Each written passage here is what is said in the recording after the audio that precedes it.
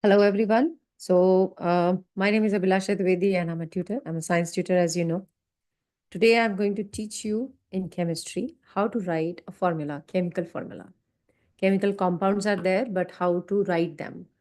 It is very confusing for a lot of children. So, I have decided that this is the topic I would like to teach today. I'm not going to use any kind of pictures. I think I'll just explain you from, with writing. Just be careful, listen to me carefully, and I'm very sure that by the end of the lesson, you will be perfectly understanding it. Okay, so let's continue. So, if you don't know, then you can go and watch my video I have uploaded before, that what is atomic structure and electron configuration. So, I'll just give you one. I'll start with sodium, just a kind of, quick preview. So if you look at the sodium structure, you'll find that there are 2, 8, and 1 electrons, right? And chlorine and oxygen. So these are the three elements I'm going to use today. Chlorine is a non-metal. Sodium is what? It's a metal, right? Sodium is a metal. And chlorine is a non-metal.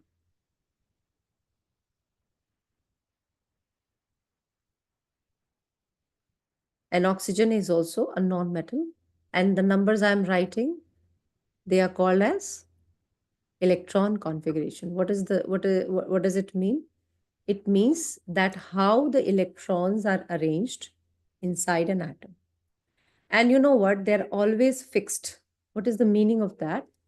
That means these numbers 2, 8, 1. What are these? These are the shells. Three shells are there. Chlorine also has three shells, and oxygen has only two shells. Now we have to be careful about the outermost electron, that is 1 in sodium, 7 in chlorine, and 6 in oxygen.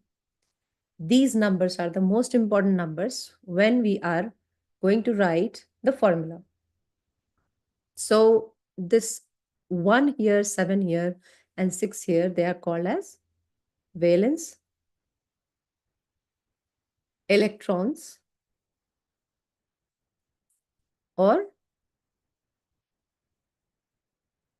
outermost electrons.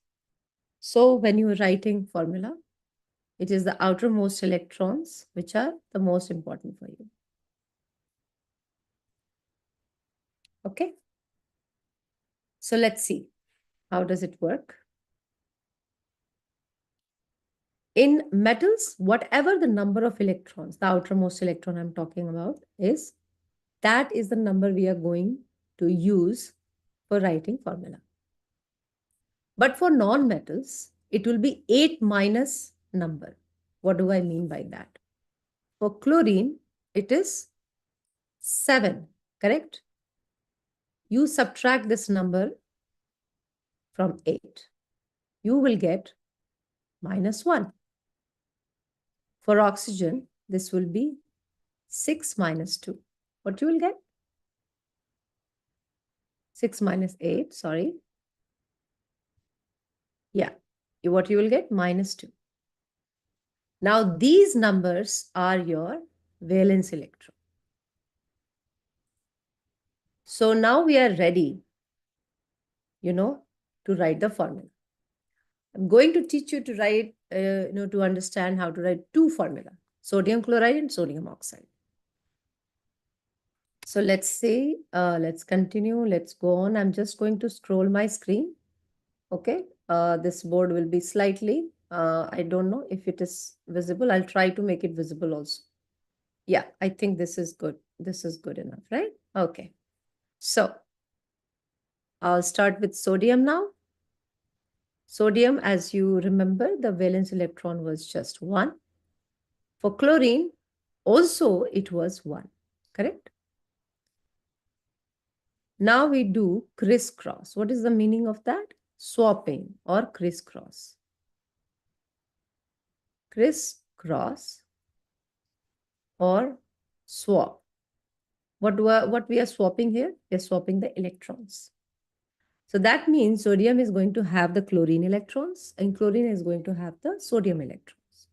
So the formula would be sodium chloride. It looks both are 1, right? So that means we are not going to write the number. It will be exactly the same. So it will be NaCl and the name is sodium chloride.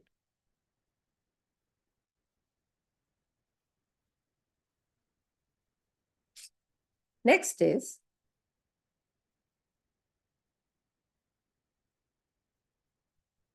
as I said, we'll do sodium and oxygen. And I'm very sure when we do this, sodium and oxygen, it will be much more clearer to you. Always make sure that you write neatly, okay? If there is some kind of mistake has happened, please erase it.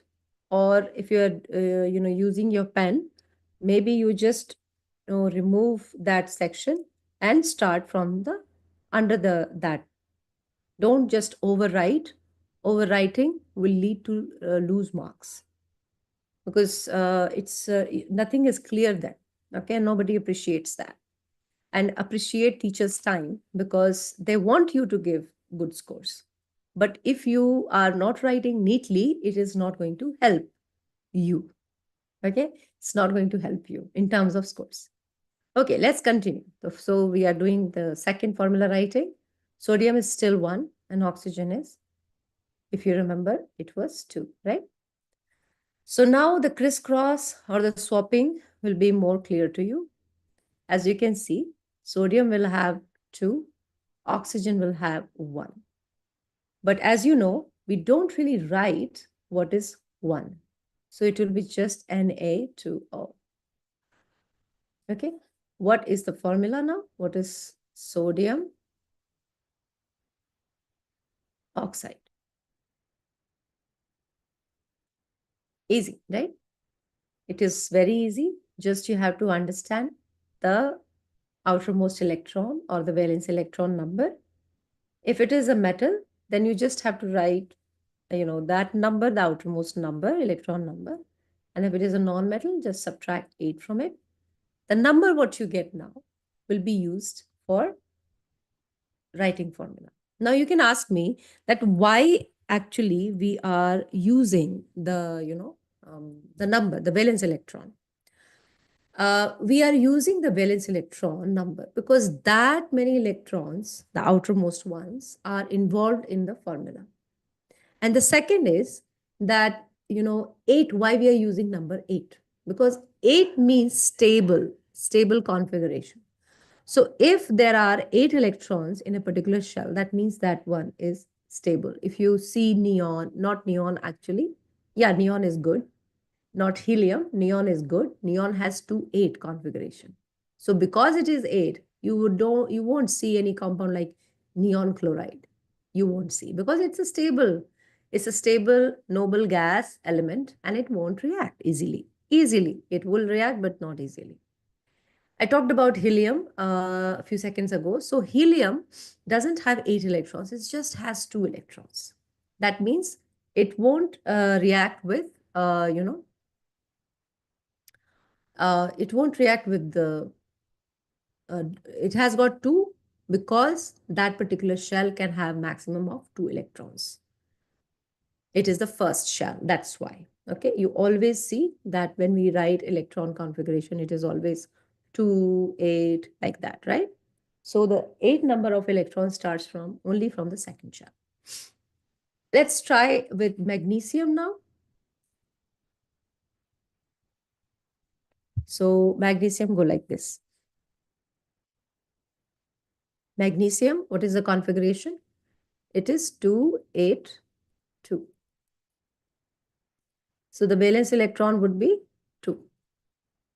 Chlorine configuration, again the same, 2, 8, 7. That won't change. But the valence electron is -1. You can just go back in the video and you can see how we got -1.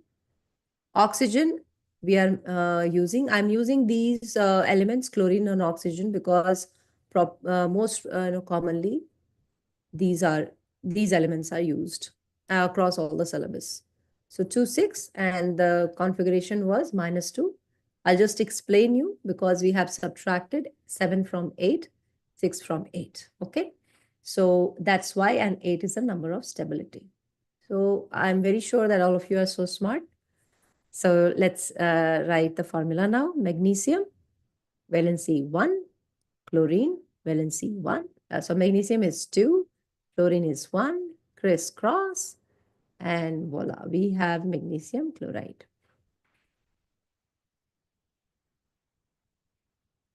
And if we do magnesium and oxygen, 2, 2, then crisscross, what will be the formula? MgO. Do we write 2, 2 here? No, we don't write, okay, because they are the same number. What is the name of this compound? It is magnesium